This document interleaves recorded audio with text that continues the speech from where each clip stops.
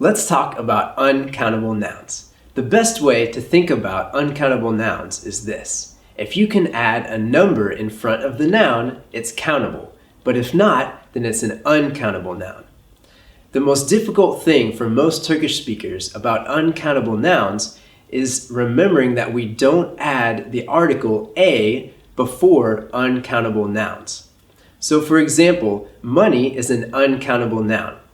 There are some examples of money or types of money that are countable, like a dollar or a coin, but money itself cannot have a in front of it. So we would say a dollar or a coin, but we would not say a money.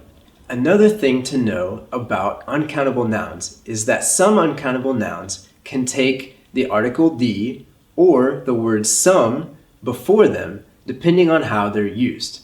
So let's talk about the word pollution. If you're talking about pollution in general, then it doesn't have any article or any word before it. Pollution is a problem in our world. This is a general idea of pollution, so there's no article that goes with it.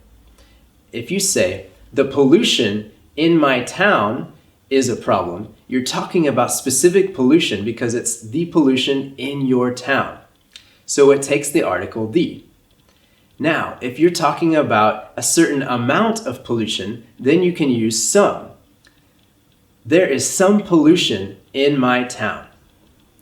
But pollution, because it's an uncountable noun, cannot take the article a. So we would never say, there is a pollution in my town, or there is a pollution in our world. Now, let's look at a few examples of nouns that are countable, and then a few examples of similar nouns that are uncountable. So we've already talked about dollar and money. Dollar is countable. You can say a dollar, but you can't say a money. Let's look at a couple more. Music and song. You can say, let's sing a song, but you can't say, let's sing a music. Let's look at another, suitcase and luggage. You can say, he is carrying a suitcase, but you can't say he is carrying a luggage. Now, some nouns are tricky nouns that are both countable and uncountable. Let's talk about a couple of these. First, the word light. When you're talking about two specific or a certain number of specific lights, you could say, there are two lights in our room, meaning there are two light bulbs or sources of light in our room. But if you're talking about light in general, or an amount of light that is difficult to put a number on or to quantify, then it becomes an uncountable noun.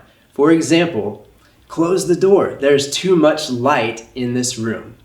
When you use it that way, it becomes uncountable because it's not able to be counted or quantified by a certain amount. Now, let's talk about the word noise. We would use a before the word noise in a situation like this.